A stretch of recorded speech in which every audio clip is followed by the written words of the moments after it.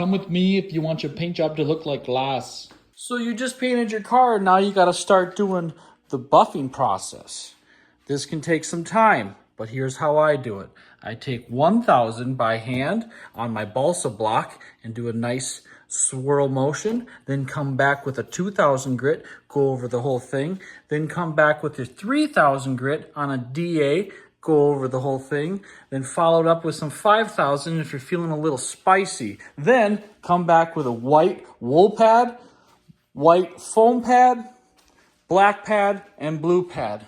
So make sure you follow along so we can see how this thing turns out like glass.